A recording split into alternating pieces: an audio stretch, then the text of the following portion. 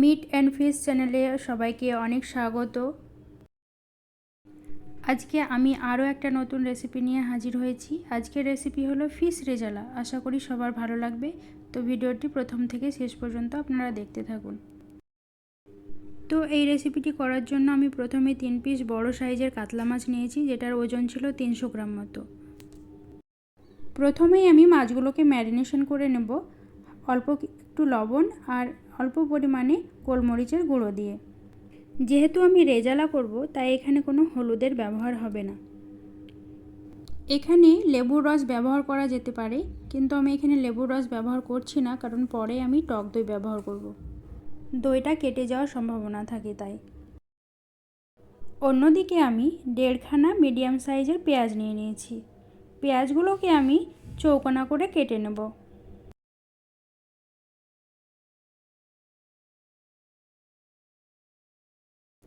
এখানে আপনারা দেখতেই পাচ্ছেন পেঁয়াজগুলোকে আমি কিভাবে ছাড়িয়ে নিলাম।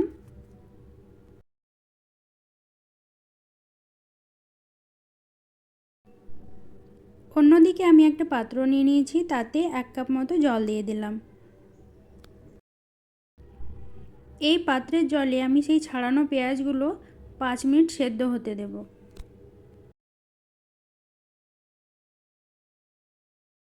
এদিকে আমার পেঁয়াজটা সেদ্ধ হয়ে গেছে।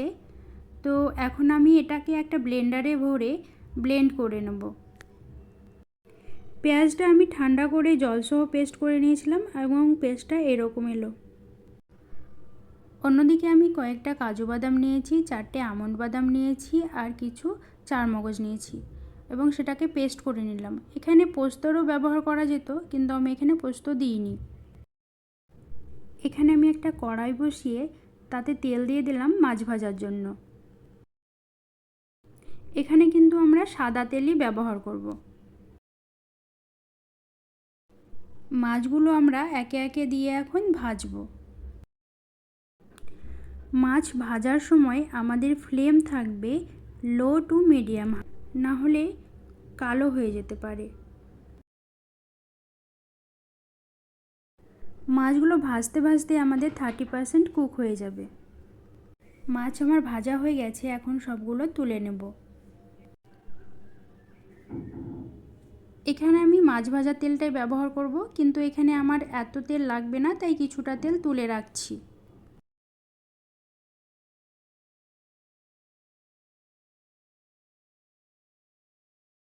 এবার এই তেলের মধ্যে আমি হাফ টেবিল চামচ মতন ঘি দিয়ে দেব।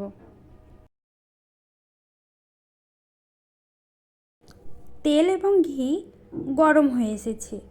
এখন আমি এতে কিছু গোটা মশলা দেব। এখানে আছে 3টে এলাচ, ফাটানো এলাচ, একটু জয়িত্রী, 2টো ছোটো তেজপাতা, একটা দারচিনি, 4টে আছে লবঙ্গ আর 5টা আছে গোলমরিচ আর একটা শুকনো লঙ্কা।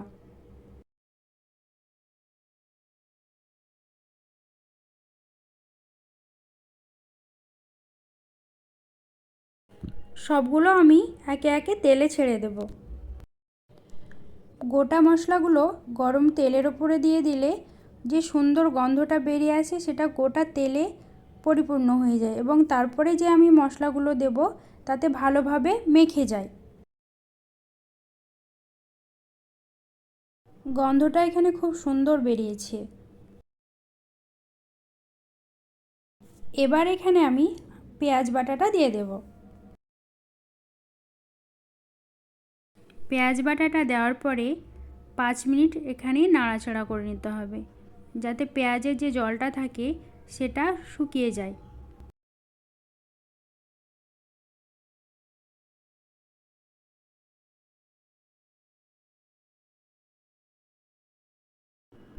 এখানে দেখতেই পাচ্ছেন পেঁয়াজের জল অনেকটা শুকনো হয়ে এসেছে। এখন আমি এতে টক দই দিয়ে দেবো। টক দইটা 2 টেবিল স্পুন দিয়েছি, আগে থেকে ফাটানো ছিল। টক দইটা দেওয়ার সময় গ্যাসের আঁচ কিন্তু লো হিট থাকবে, না হলে দইটা ফেটে যাওয়ার সম্ভাবনা থাকে। আর এখানে আমি স্বাদ মতো লবণ দিয়ে দিলাম আর হাফ চা চামচ মতো চিনি দিয়ে দিলাম। এরপরে এই মশলাটাকে আমি 2 থেকে 3 মিনিট নাড়াচাড়া করে নেব ভালো করে। তারপরে এখানে আদা এবং রসুনের পেস্ট 1 টেবিল চামচ মতন দিয়ে দেব।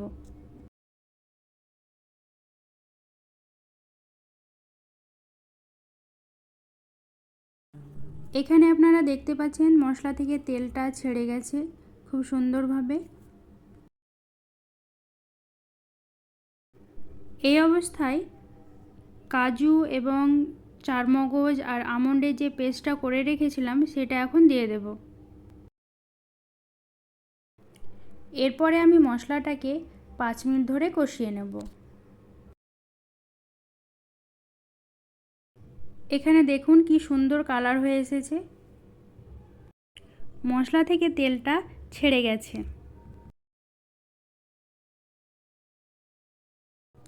এখানে আমি মশলাটা আরও 2 মিনিট কষিয়ে নেব যাতে পুরো মশলাটা শুকনো শুকনো হয়ে আসে। তারপরে আমি গরম জল অ্যাড করব। এখানে আমি ঝোলের জন্য 1 কাপ মতো জল দিয়ে দিলাম। যেহেতু আমার মাছ 3 পিস আছে তাই আমার 1 কাপ জলে হয়ে যাবে। ঝোলটা ফুটে আসার পর মাছগুলো একে একে দিয়ে দিচ্ছি। এখানে আমার আপনাদের প্রতি একটা ছোট্ট অনুরোধ, আমার এই চ্যানেলটিকে সাবস্ক্রাইব করে পাশে থাকবেন।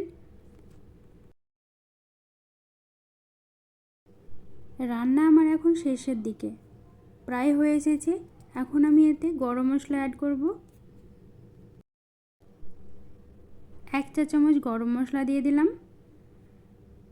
আর 1 চা চামচ মতো কেওড়া জল দিয়ে দিলাম। কেওড়া জলটা অ্যাড করার ফলে পুরো রান্নার ফ্লেভারটা বিয়ে বাড়ি মনে হবে, একটা অন্যরকম ফ্লেভার নিয়ে আসবে। কেওড়া জল আর গরম মশলাটা দেওয়ার পর একটু ঝোলগুলো নাড়িয়ে নেব, কারণ মশলাটা যাতে পুরো ঝোল জুড়ে এবং মাছগুলোতে গায়ে লেগে যায়।